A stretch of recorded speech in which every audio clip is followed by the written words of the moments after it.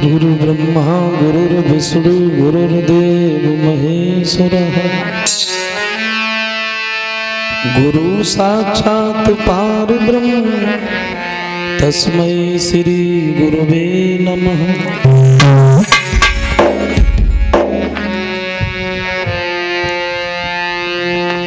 तो कौशलेश मिथिलेश्वरी और सिद्धि करेंगे काम,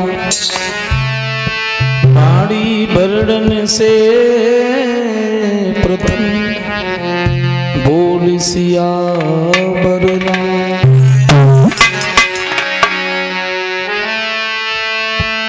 तो अंजनी सुत बंदन करूं महावीर बजरंग,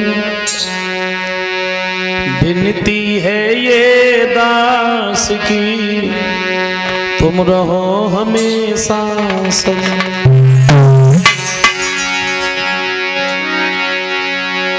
तो गोविंद गारी भीड़ में हम सुमिरत हैं, तो पतरा की प्रहलाद की सुबही भरोसो। बोलिए गोविंद भगवान की।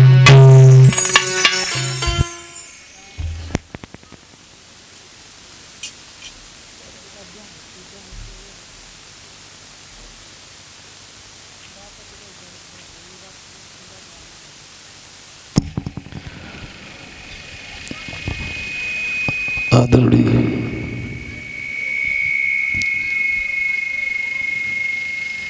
सभा में उपस्थित हमारे समस्त श्रोतावृंद,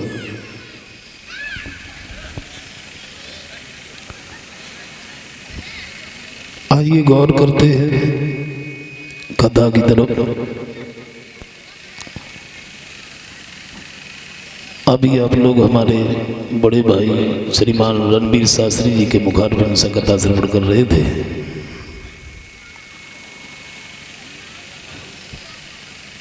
प्रसंग जो चल रहा था भगवान श्री शंकर के बारे में।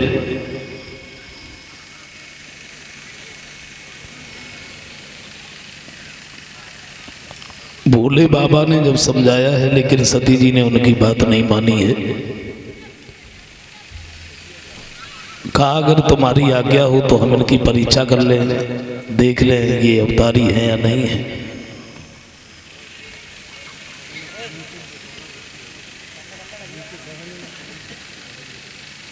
जब ये नहीं मानी, परीक्षा करने के लिए गई, सीता का ही रूप धारण कर लिया।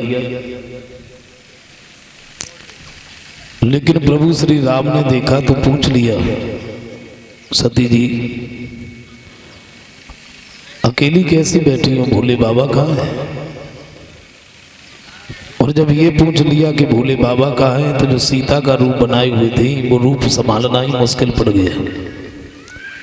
सोचा इन्होंने तो हमें पहचान लिया। सती जी भागी, लेकिन भाग नहीं पाई। देखा चारों तरफ देवता ही देवता नजर आ रहे हैं। राम है, लक्ष्मण है, हनुमान है, सीता जी। उसी जगह पे आंखें बंद करके बैठ गई।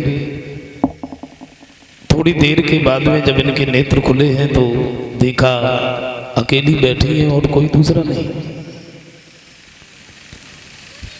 अपना सा मोह लेकर के सती जी वहां से चली, लेकिन सोचती हुई जा रही है, मैंने भोले बाबा की बात न मानी, मैं इस जगह पर परीक्षा करने चली आई। भगवान शंकर के नजदीक जब पहुंची हैं तो भोले बाबा ने पूछ लिया, कहो सती जी परीक्षा ले आए? तो सती जैसी देवी अपने पति से झूठ बोली। बोले प्रभु मैं परीक्षा लेने थोड़ी गई थी। आपने उन्हें प्रणाम किया, आपने दर्शन किए, इसी तरीके से मैं गई, मैंने दूर से ही उनके दर्शन कर लिए, प्रणाम कर लिया और मैं चली आई। भोले बाबा सारी बात समझिए। और समझ सती जी गई, हमें ऐसा लग रहा है कि कुछ नाराज हो गया।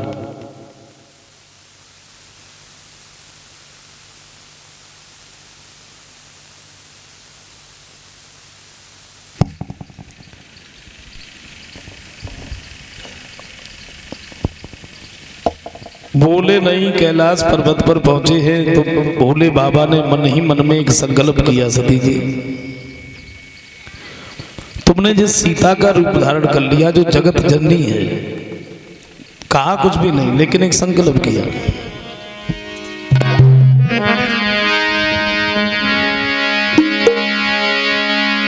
तो शिव संकल्प और कीन मन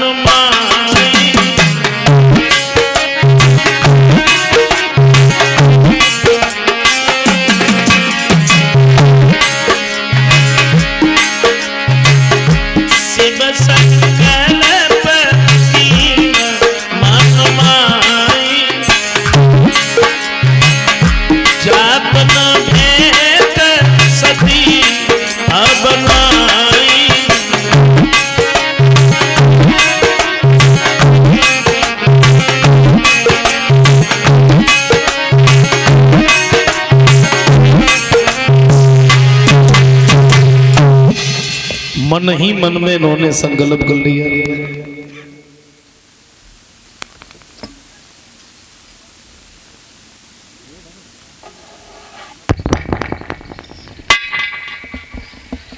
और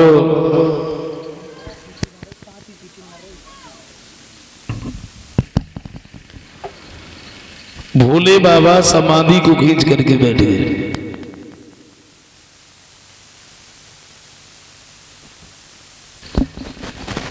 अब तो कैलाश पर्वत पर सती जी की बात को सुनने वाला कोई नहीं रहा। बड़ी परेशान है, बड़ी हैरान है, रो रही है, रोती हैं आहें भरती हैं, लकीरें के रह जाती हैं। बड़ी हैरान है, बड़ी परेशान है। और सती जी को रोते रोते 1-2 दिन नहीं बल्कि 87,000 साल हो गए। उसके बाद में भोले बाबा की समाधि खुली।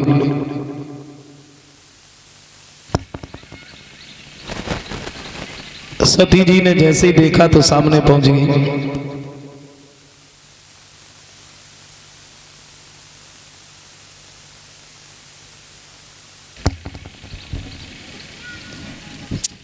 भगवान शंकर ने जैसे ही देखा है बड़े आदर से बिठा लिया, उतने आदर से जितना आदर कोई लड़का अपनी मां का करता है। सती जी बैठ तो गई, एक बात सोची, इतने दिन हो गए लेकिन इस बात को फिर भी नहीं भूले। थोड़ी देर बैठी रही, क्या देखा है कि आकाश मार्ग से विमान जा रहे हैं जिसमें देवता बैठे हैं। तो पूछ लिया, प्रभु ये सब कहां जा रहे हैं? बोले तुम्हारे पिता के घर पर जा रहे हैं। क्या है मेरे पिता के घर? कहा तुम्हारे पिता के घर पर यज्ञ हो रहा है, देवताओं का भाग है इसलिए ये जा रहे हैं। तो सती जी कहती है, प्रभु दामाद तो आप भी हो, आपको क्यों नहीं बुलाया? बोले नहीं बुलाया तो कोई बात नहीं, मैं जाता भी नहीं। फिर बोली, प्रभु अगर तुम्हारी आज्ञा हो तो क्या मैं चली जाऊंगा? नहीं। क्यों? क्योंकि जो बिना बुलाए जाते हैं उनका सम्मान नहीं होता बल्कि अपमान ही होता है। तो सती जी कहती, प्रभु 3 घर ऐसे घर हैं जहाँ बिना बुलाए भी चला जाए। गुरु का घर, पिता का घर, मित्र का घर। बोले चला तो जाए लेकिन उसमें भी कारण है।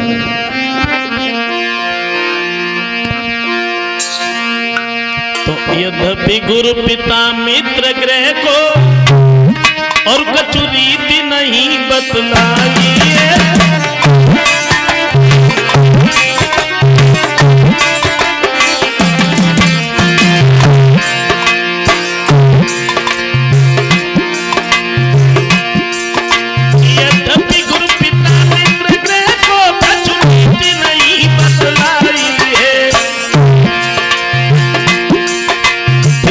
अनुमन के अवसर पहचाने में नाई भलाई है।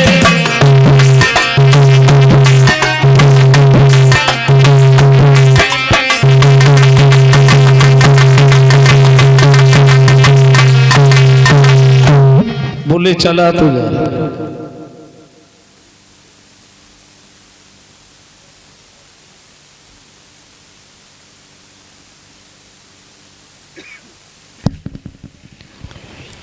जवाब दिया देखो चला तो जाए और तब चला जाए जब एक दूसरे से दिल मिले हो, कोई अनमन ना हो, वैसे नहीं। भोले बाबा समझा रहे हैं लेकिन सती जी अपनी जिद पर अड़ी गई। तो भगवान शंकर कहते हैं कोई बात नहीं, अगर तुम नहीं मान रही हो तो जाओ, लेकिन पछताओगी बहुत। सती जी जब चली हैं, भगवान शंकर ने इनके पीछे 2 गढ़ लगा दिए, कहने देखते रहना। सोचती हुई जा रही है जब हम अपने पिता के घर पर जाएंगे तो मेरे पिता, मेरी माँ, मेरी बहनें मेरा कितना बड़ा सम्मान करें। लेकिन पहुंची वैसी ना पहुंची। कहते तो ये है कि सती जी 60 बहनें थीं और बहनों ने जब दूर से आता हुआ देखा तो मजाक बनाने लगे। बोले कोई बुलाने नहीं गया था, भागती चली आ रही है। सामने पहुंच गई, बोले अकेली आई, बाबा जी को साथ में लेके नहीं आई। बड़ी मजाक बनी। सती जी उस जगह पर पहुंची हैं जहां पर यज्ञ हो रहा था। तो क्या देखा है कि सब देवताओं का स्थान है, लेकिन भगवान शंकर का कोई भाग नहीं। ये देख करके सती खड़ी हो गई, अपने पति का अपमान सहन नहीं कर सकी। एक बात सोची कि मैंने आज भी भोले बाबा की बात नहीं मानी और मैं इस जगह पर काहे को चली आई। अब हम भोले बाबा के पास में लौट के जाएंगे कैसे। उसी जगह पर खड़ी हुई एक आवाज लगाई है, पवन देव अगर तुम कैलाश पर्वत की तरफ जा रहे हो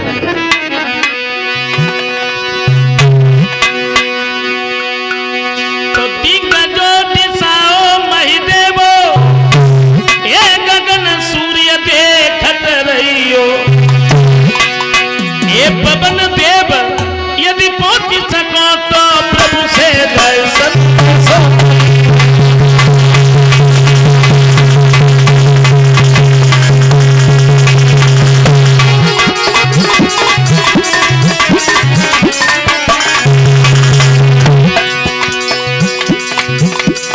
एक आवाज लगाई है।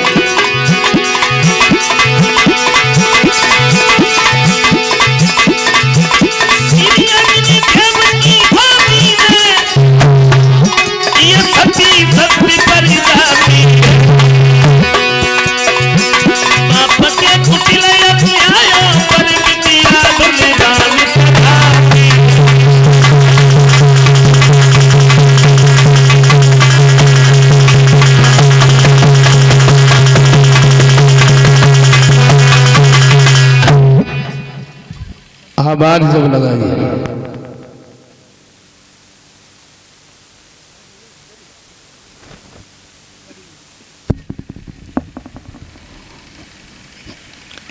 इतने शब्द कहने के बाद में सती जी जो थी उसी अग्नि में कूद पड़ी। किसी ने भी नहीं रोका। भोले बाबा ने 2 गढ़ लगाए थे, दोनों गढ़ भागे, भगवान शंकर के नजदीक पहुंचे। जवाब दिया प्रभु अनर्थ हो गया। सती जी तो अग्नि में चली गई। भगवान शंकर को क्रोध आ गया। इन्होंने जटाओं को खोल करके जब पटका, वीरभद्र नाम का एक औधा तैयार किया और वीरभद्र से ये कहा है कि तुम चले जाओ दक्ष प्रजापति के यहाँ। जो यज्ञ हो रहा है उनका यज्ञ किसी भी तरह से पूर्ण ना हो पाए। वीरभद्र जब चला, दक्ष के यहाँ पहुंचा तो किसी का हाथ काट दिया, किसी का पैर काट दिया और दक्ष का सर काट करके उसी अग्नि में चढ़ा दिया। देवता सब मिलकर के आए हैं। जवाब दिया प्रभु सती जी तो खत्म ही हो गई, अब आप अपने क्रोध को शांत करो। निर्दोष लोग जो अंग भंग हो गए वो जैसे थे उनको वैसा ही कर दीजिए। तो भगवान शंकर ने सबको वैसा ही किया। दक्ष की जब बारी आई, बोले ये तो जीवित नहीं होंगे। क्यों? इनका सर तो अग्नि में जल गया। बोले कोई उपाय सोचो।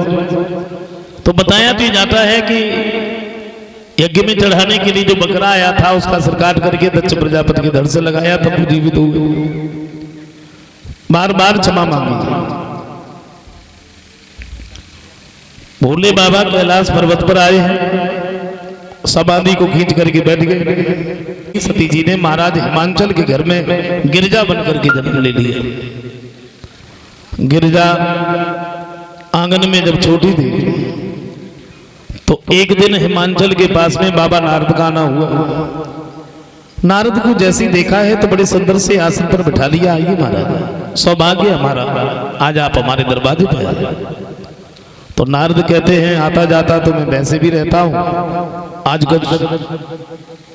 खुश ज्यादा नजर आ रहे हैं। बोले महाराज खुशी की बात है, हमारे घर में बेटी ने जन्म लिया, आप आई गए हैं तो बता दीजिए आचार विचार कैसे रहेंगे, आगे चल के क्या करेंगे। बोले कहाँ है तुम्हारी बेटी? बोला हिमाचल ने जब गिरजा को बुलवाया, दूर से ऋषि नारद ने गिरजा को देखा तो एक बात कही, इसे तुम साधारण लड़की समझ रहे हैं? तो नारद बोले हिमाचल और ये कन्या नहीं भवानी है।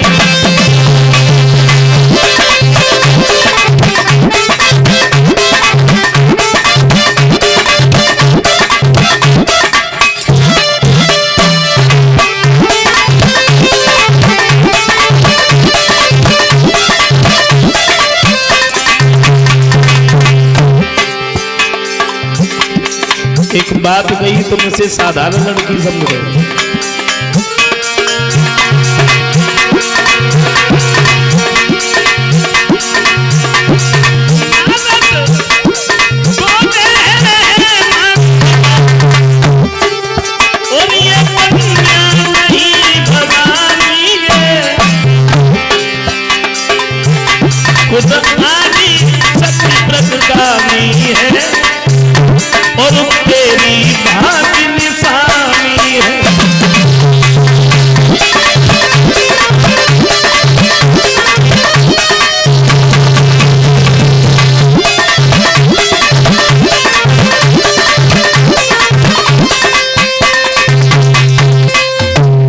एक बात कही,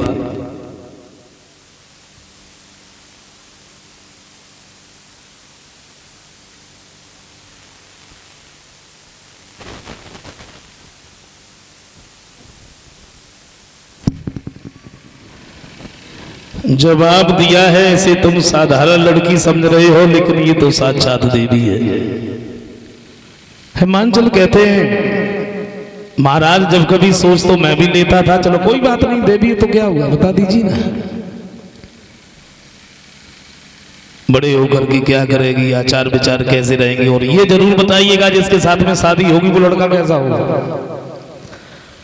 तो नारद ने गिरिजा का हाथ अपने हाथ में पकड़ा, एक बात की, देखो देखने में तो सुंदर लगी रही है, विचार भी बड़े सुंदर है, थोड़ी सी बड़ी होगी तो ये वन में तपस्या करने के लिए जाएगी, लेकिन ठीक है कोई कमी थोड़ी है। बोले महाराज हमें ऐसा क्यों लग रहा है, आप कुछ छिपा रहे, हमें ये बताइए इसके साथ में शादी होगी वो लड़का कैसा होगा। तो नारद ने पूरी बात नहीं कही, बोले देखो हम तुम्हें बताएं जिसके साथ शादी होगी लड़का कैसा होगा। तो त्रिलोक की पूंजी भर पाएगी, त्रिलोक की पूंजी कहलाएगी, और किसी योगी अवधूत तिल भक्कड़ संग ब्याही जाएगी।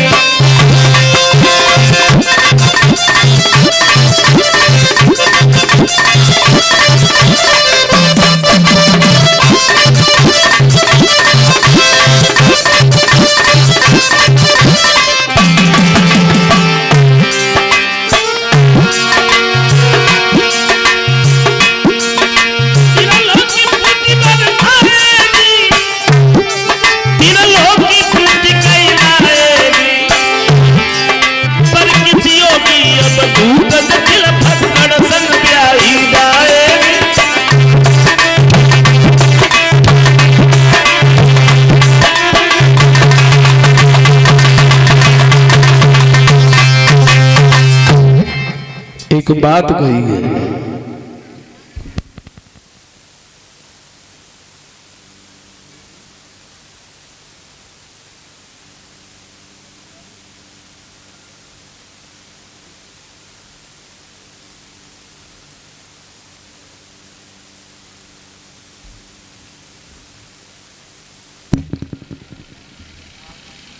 एक बात कही है, देखो इस लड़की की शादी होगी, उस लड़के के आचार विचार कुछ भगवान शंकर से मिलते जुलते हैं, और ये नहीं कहा कि इन्हीं के साथ में शादी होगी, वो तो चले गए। आंगन में धीरे धीरे गिरजा कुछ और बड़ी हुई, तो एक दिन गिरजा ने अपनी माँ मैना से एक बात की, भैया तो मुझे आज्ञा दे दो। क्यों, कहाँ जाना है? बोले मैं जंगल में तपस्या करने के लिए जाऊंगा। तो मैना कहती है अगर तप करना है तो घर में करो, जंगल में जाने के लिए मैं तो आज्ञा नहीं दे सकती। मेरे घर में 2-4 लड़कियां तो है नहीं, अकेली तुम हो, और तुम भी अगर जंगल में चलेंगी तो फिर हम इस घर में कैसे रहेंगे। गिरिजा जब अपनी जिद पर अड़ गई, हिमांचल सामने पहुंचे, जवाब दिया क्यों नहीं समझाते अपने बच्चे को, ये जंगल में जाने की जिद कर रही। तो हिमांचल कहते हैं देखो भक्त और भगवान के बीच में तुम दीवार मत बनो, और इस नारद ने हमें बहुत दिन पहले ही बता दिया था, जब गिरिजा छोटी थी तभी बताया था कि ये जंगल में तपस्या करने जाए। अब वो जा रही है तो जाने दीजिए, आज्ञा दे दी। गिरिजा जब जंगल में पहुंची है, ये भगवान शंकर के नाम की माला जपने लगी, और एक बात सोची है कि हम शादी करेंगे तो भोले बाबा के साथ। इस जन्म में मेरा विवाह नहीं हुआ तो मैं फिर से जन्म लूंगा, फिर तपस्या करेंगे, फिर भी मेरा विवाह नहीं हुआ तो मैं फिर जन्म लूंगा, लेकिन शादी भोले बाबा के साथ। गिरिजा तो इधर तपस्या में लीन है। गिरिजा के पास में सप्तर्षियों का आना हुआ, और सप्तर्षियों ने देखा तो गिरिजा के सामने पहुंचे, एक बात की, बेटी तुम घर परिवार को छोड़ के पड़ी हो, माता पिता को छोड़ के, सारे सुखों को छोड़ करके जंगल में पड़ी हो, किसके नाम की माला जप रही हो? तो गिरिजा कहती तुम्हें क्या मतलब, हम चाहे किसी के नाम की माला जपे। बोले नहीं मैंने पूछा है तो बता दीजिए ना। गिरिजा कहती अगर तुम पूछ रहे हो तो हम तुम्हें बता दें।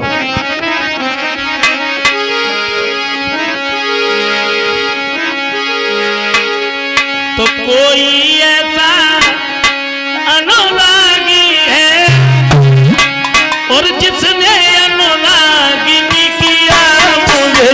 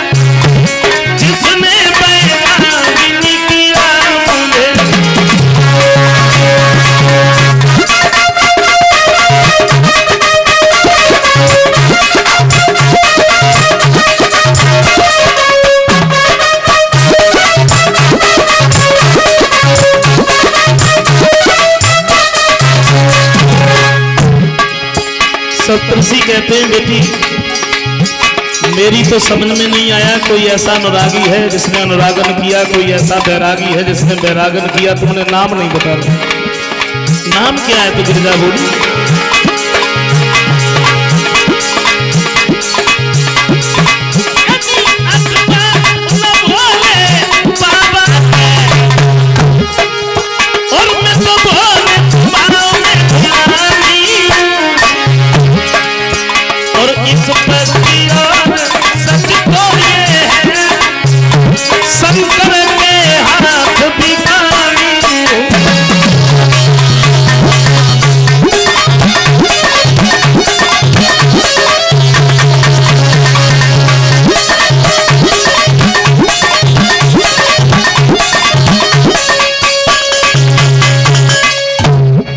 एक बात कहिए,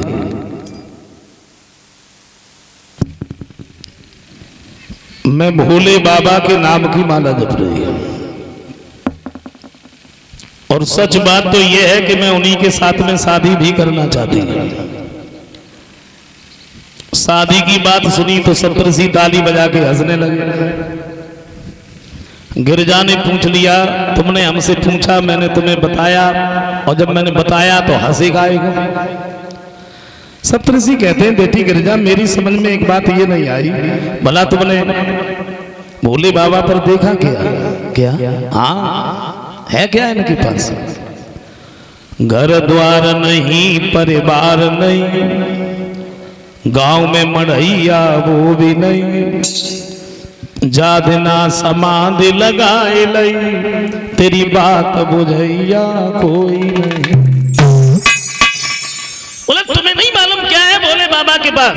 न घर है न परिवार है। और देखो सती जी से कितना बड़ा इनका हित था, कितना बड़ा प्रेम था।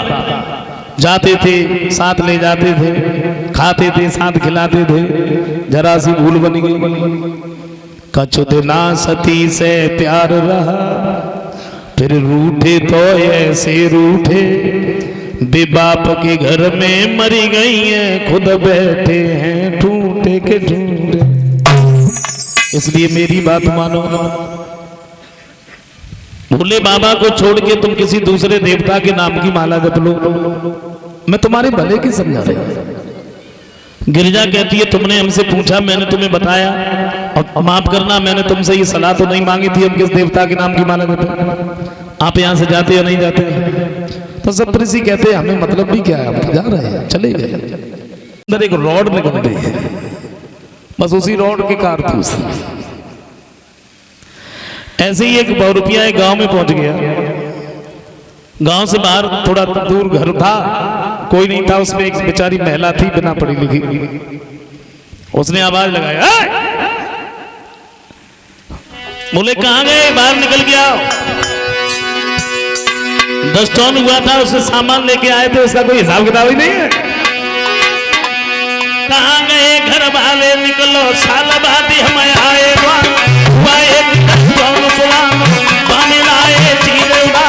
कोई बोला हल्दी के आई और मूंगी बात, अजवाइन और तेल चिकनई घरी के बोला आए था, मूल मूल बात में भी लो, पहले प्यार के देव सरकार, लेन देन में देर करो, तेरे को दिया बैठा, मारी मारी पुलिस फिरे, आगे फिरे थाने मां, हम तुम दोनों बच जावे, पर ये हो गाँव के मां।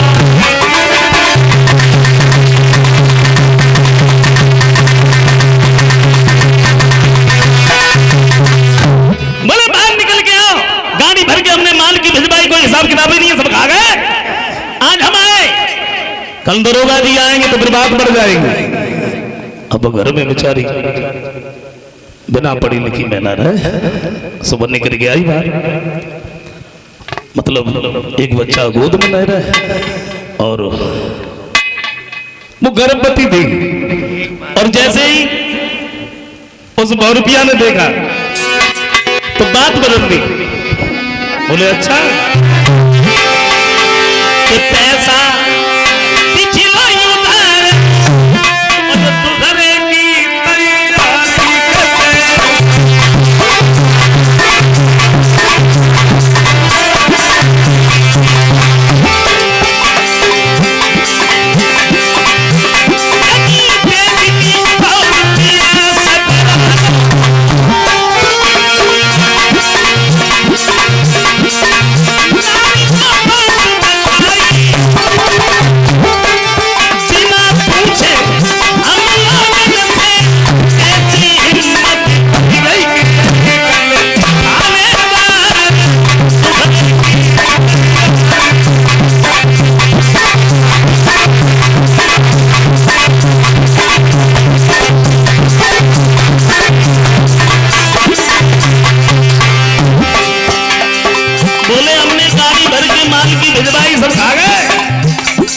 हिसाब किताब ही नहीं है। और बेचारी बिना पढ़ी लिखी है तो बोली साहब हमें ना मालूम तुमने गाड़ी भिजवाई, हम बता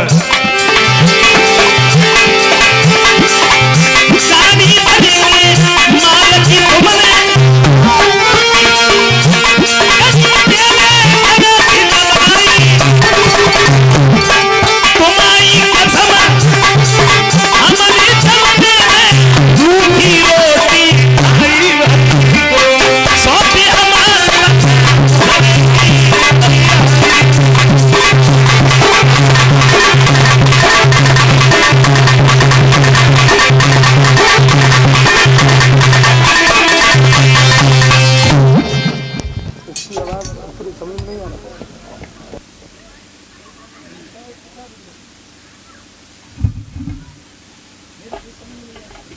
श्याम सुंदर की बात।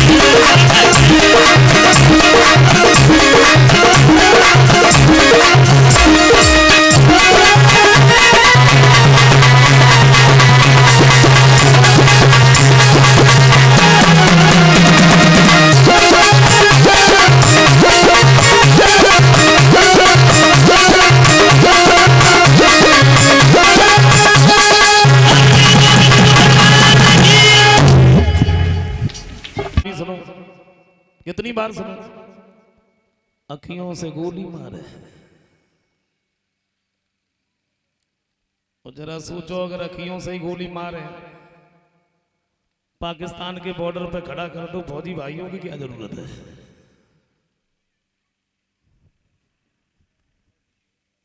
ये परमात्मा ने दुनिया बनाई तो क्यों बनाई, फिर बनाई तो फिर एक जैसी क्यों नहीं बनाई?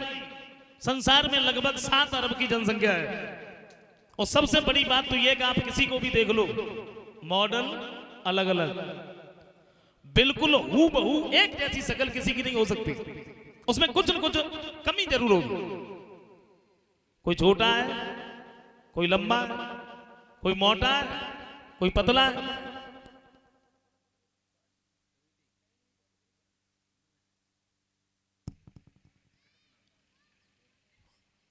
कोई गोरा है, कोई काला है। अच्छा, गोरे हैं वो तो ऐंठ के चलते हैं, और काले हैं वो दिन भर पुलस्तर रगड़ते, हम भी गोरे हो जाते।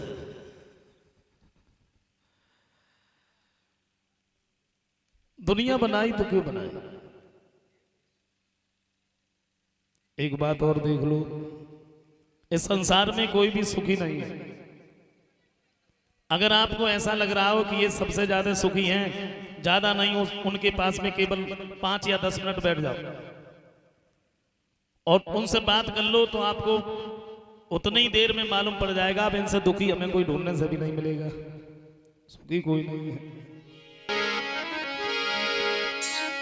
तो दीन कहे धनवान सुखी, और धनवान कहे सुखवान को भारी।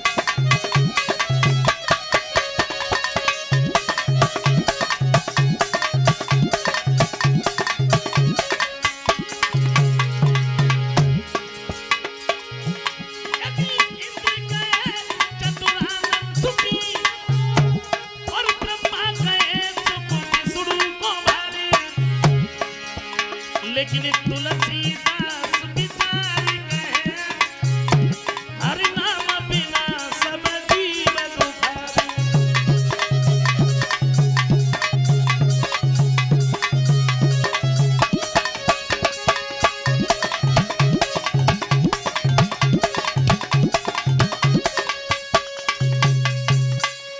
सुखी तो कोई है ही नहीं, कोई तन दुखी, कोई मन दुखी, और कोई धन बिन रहत उदास, और थोड़े थोड़े सब दुखी और सुखी राम के। कोई शरीर से दुखी, शरीर से दुखी क्या है? बहुत सारा धन भरा है घर में, बैंक में बैलेंस है, गाड़ियां हैं, बंगले हैं, नौकर है, और किसी दिन मिल गए तो पूछ लिया भाई खाने में क्या लेते हो? बोले कुछ नहीं, मूंग की दाल बिना चुपरी रोटी। हैं घी क्यों नहीं खाते हो? बोले कैसे खाएं, डॉक्टर ने मना कर दिया। घी खाओगे तो ब्लड प्रेशर हाई हो जाएगा, हम नहीं जानते। कोई अपने मन से दुखी है, यहाँ सुखी कोई नहीं। ऐसा कोई नहीं है जिसके सामने किसी न किसी बात की समस्या ना हो। हमें तो नहीं लगता। कोई सोच रहा है क्या करे, सारे दिन मेहनत मजदूरी करते हैं, लेकिन बड़ी समस्या है जो धन इकट्ठा नहीं हो पा रहा है। कोई सोच रहा है क्या करें, बहुत सारा धन भरा है घर में, लेकिन बड़ी समस्या है, उसे कोई खर्च करने वाला ही नहीं है। गरीब का बच्चा सुबह सुबह रोता है चाय पीने के लिए, लेकिन समस्या है चाय बन ही नहीं सकती। क्यों? बोले चीनी नहीं है। बड़े बड़े अमीर, बड़े बड़े पैसे वाले भी रोते हैं चाय पीने के लिए। अब आप लोग सोचते चीनी नहीं है, बोले चीनी तो है लेकिन खा नहीं सकते। क्यों? शुगर हो जाएगा। ऐसा कोई नहीं है जिसके सामने किसी न किसी बात की समस्या ना हो। एक व्यक्ति की पत्नी मायके जा रही थी, मायके पति थोड़ा अस्वस्थ था। पति जो था पत्नी को रेलवे स्टेशन पर छोड़ने के लिए गया। और पत्नी जब जाने लगी तो एक बात की, देखो समय से दवाइयां लेते रहना, समय से भोजन करते रहना, 2-4 दिन की बात है, फिर मैं लौट के आ जाऊंगी। और जब पत्नी जाने लगी तो पति इतना भावुक हो गया, पति रोने लगा। और उसके एक नजदीक दूसरा व्यक्ति खड़ा था, उसके चेहरे की तरफ देख देख के वो भी रोने लगा। अब जिसकी जा रही है वो कम रो रहा है, नहीं जा रही वो ज्यादा रो रहा है। उसने सोचा मैं अस्वस्थ हूं, मेरी पत्नी मायके जा रही, मैं इसलिए रो रहा हूं, ये क्यों रो रहा है? पूछ लिया, भाई तुम क्यों रो रहे हो? बोले तू क्यों रो रहा है? बोले मेरी पत्नी मायके जा रही, मैं इसलिए रो रहा हूं। बोले तेरी पत्नी मायके जा रही तो इसलिए रो रहा हूं, और मेरी पत्नी मेरे घर आ रही है, मैं इसलिए रो रहा हूं। समस्या सुनीति आंगन में बैठ करके सोचती रही है। उसके बाद में दासी को अपने नजदीक बुलाया।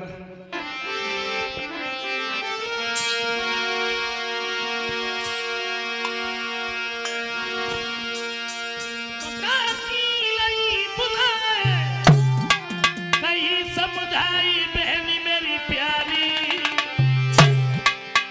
और मेरे सैया को टेर के मैल में गुइयाला।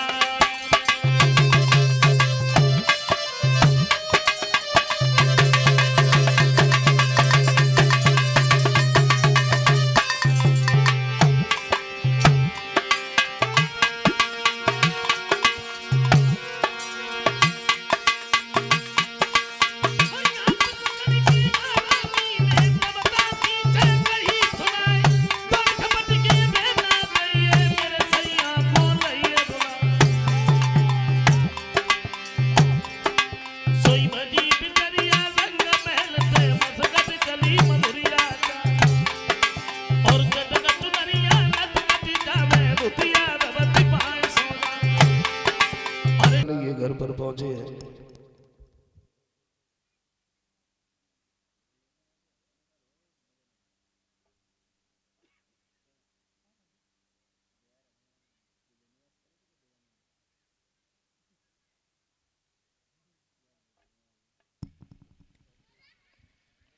समझाया है।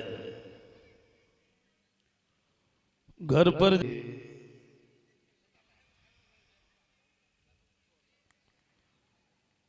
100 रुपए हमारे पास में मोहित यादव की तरफ से आए हैं, जो नंगला सहजन के रहने वाले हैं। सहजन वो लिखा है दोपहरी बिलमाइल। 100 रुपए हमारे पास में वासुदेव यादव की तरफ से आए हैं, जो सीधतौली के रहने वाले हैं। 50 रुपए आए हैं अजय की तरफ से, ये मलाबन के रहने वाले हैं।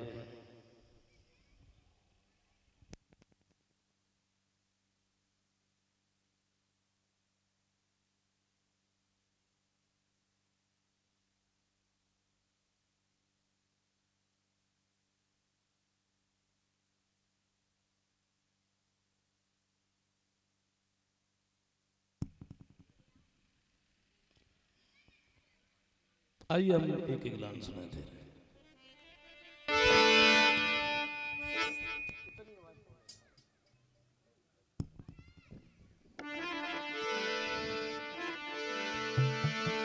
एक लाइन वो जो पहले थोड़ा लेके आया है।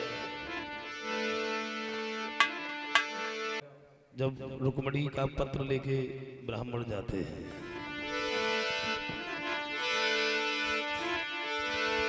मन में सोचा है कि तू पैरी बिलमाइले, अरे तू पैरी बिलमाइले, जाई बगिया में तू पैरी बिलमाइले, जाई बगिया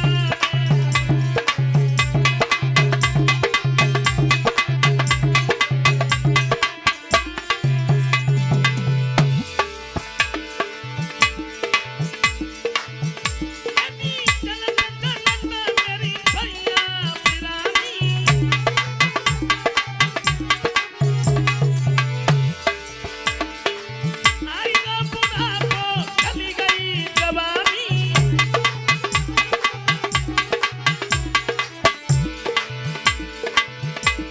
कचुहरी गुन गाए कचुहरी गुन गाए जाई बगिया में दोपहरी लमाए जाई बगिया में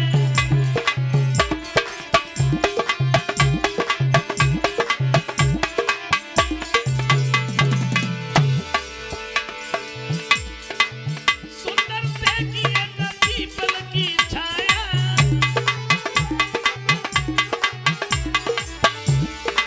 ब्राह्मण ने आसन भई पे जमाया और खुदा जो लाए हो सो खाए जो लाए हो सो खाए जाई बगिया में दोपहरी लमाए जाई बगिया में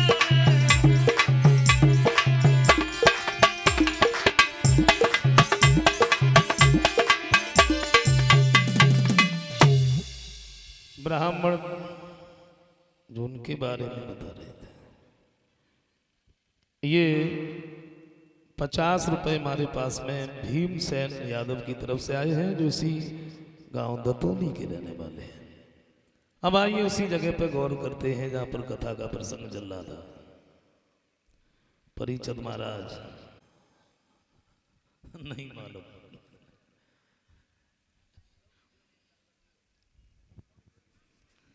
वैसे मैं पूछता नहीं हूं, मैंने पूछना बंद कर दिया है। क्यों नहीं पूछता मैं बताऊं? सितंबर अक्टूबर का महीना था जब मतलब बाजरा की फसल होती है। खेत में चारों तरफ बाजरा खड़ा था, भाई बड़ा सा पांडाल लगा था। मेरे दिमाग में आ गया, मैंने पूछ लिया, मैंने कि महाराज कथा कहाँ चल रही है? परिचद महाराज खड़े हो गए। मैंने कथा कहाँ चल रही है? बोले बाजरा के खेत में तख्त के ऊपर। मैं नहीं पूछता हूं।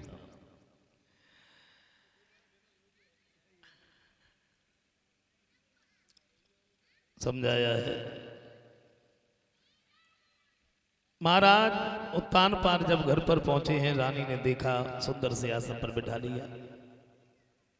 रोते हुए जब देखा है तो पूछ लिया काहे को रो रही हूं, बात क्या है? वही बात कही महाराज, बस एक दुख हमें खाए जा रहा है, तुम्हें कौन सा दुख है? इतने दिन तक न संतान भई, दुनिया सब हंसी उड़ा दी है। महाराज ने बल कहलाते हैं और उदासी जब बाज कहती है। हमारी तुम्हारी शादी को इतने दिन हो गए, लेकिन हमारे गर्भ से कोई संतान नहीं हुई। प्रजा के लोग भला कैसी कैसी बातें करते हैं। तो महाराज उत्तान पाद कहते हैं मेरी रानी, प्रजा के लोग अगर कुछ कहते हैं तो कहने दीजिए, हम किसका मुंह पकड़ेंगे। और रही बात पुत्र की, तो पुत्र देना या न देना या दे करके फिर छीन लेना, ये तो सिर्फ परमपिता परमात्मा की लीला।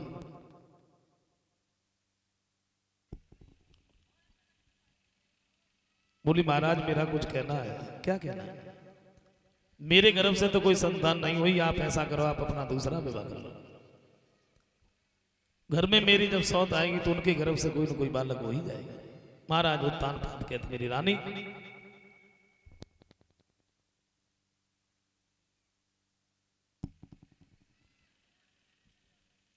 ये बात तुम्हारी जुबान पर आ कैसे?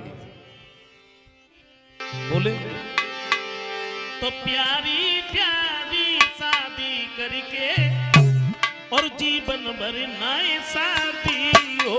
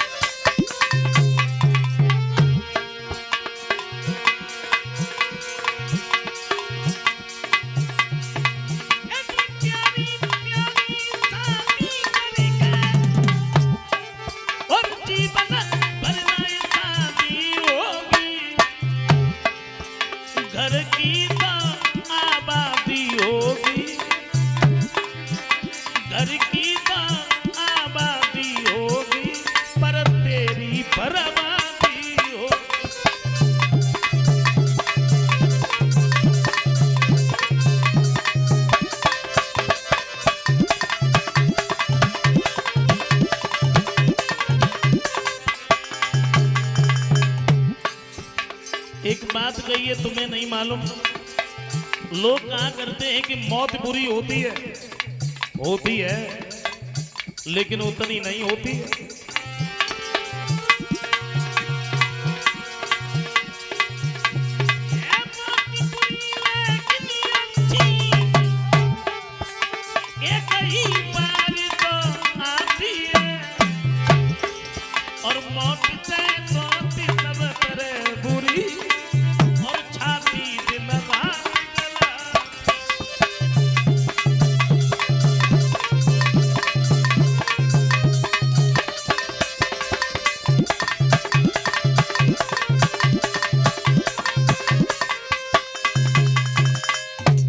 मेरी बात मानो, शादी करने के लिए तुम हमें विवश ना करो।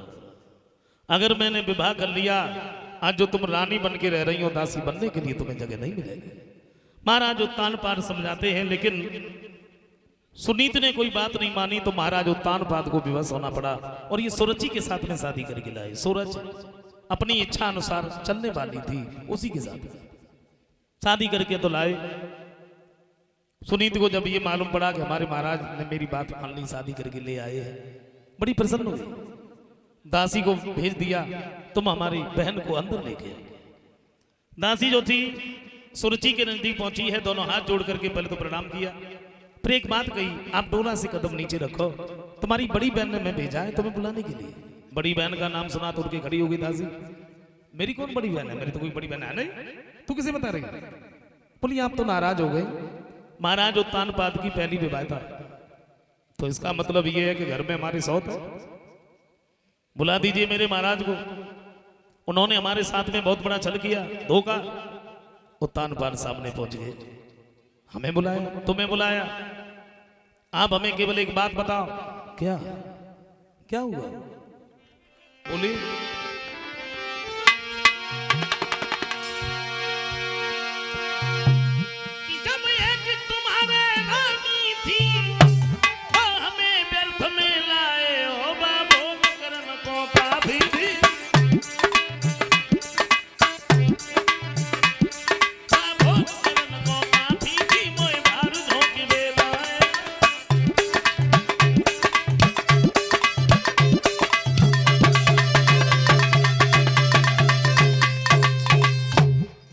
एक बात बताओ, जब तुम्हारे घर में एक स्त्री थी फिर तुम हमें लेके क्यों आए?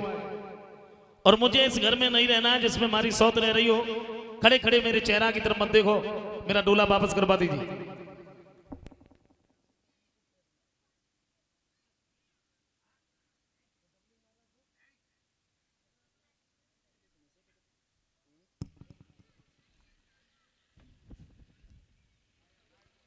महाराज उत्तान पाद ने एक बात सोची है,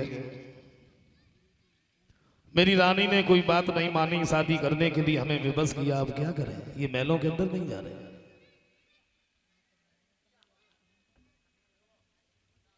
सुनीत ने सुना हमारे महाराज शादी करके लाए लेकिन अंदर नहीं आ रहे, तत्काल ये निकल करके सामने पहुंची है।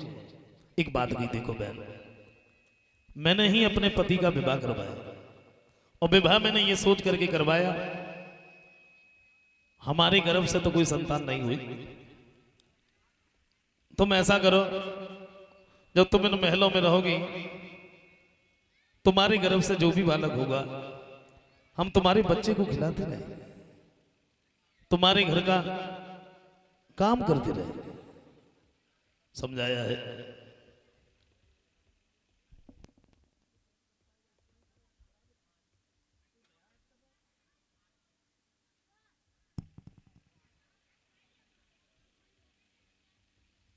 सूरज जी कहने लगी, महाराज सुन लिया, ये कह रही है कि हम तुम्हारे बच्चे को खिलाते रहेंगे, क्या ऐसा हो सकता है?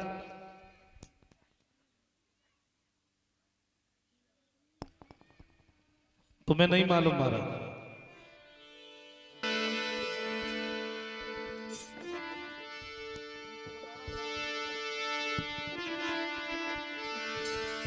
बोली महाराज तुम्हें नहीं मालूम, हम तुम्हें बता रहे।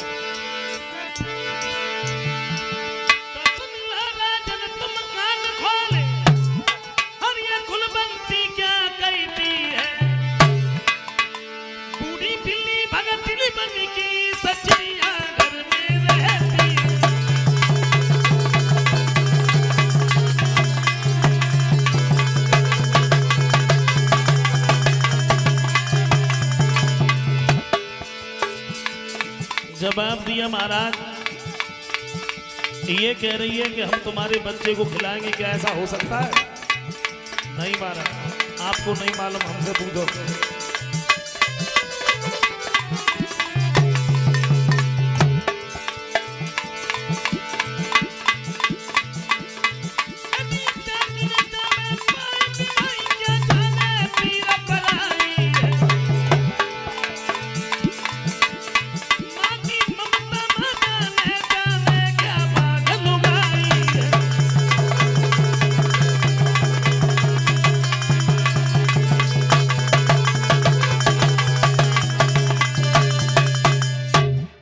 जवाब दिया है महाराज,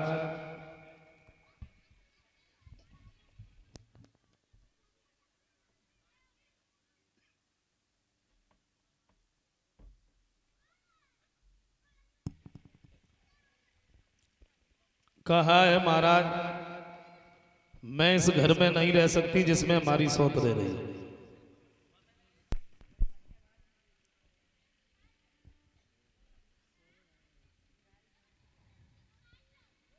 क्या है?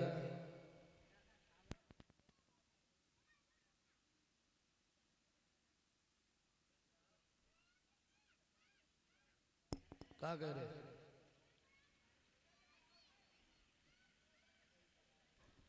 कितने रुपया दे ले जाओ, ले जाओ।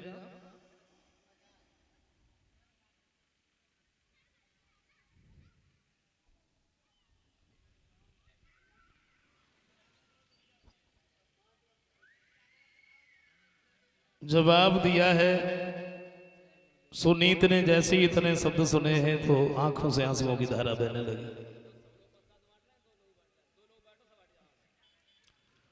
और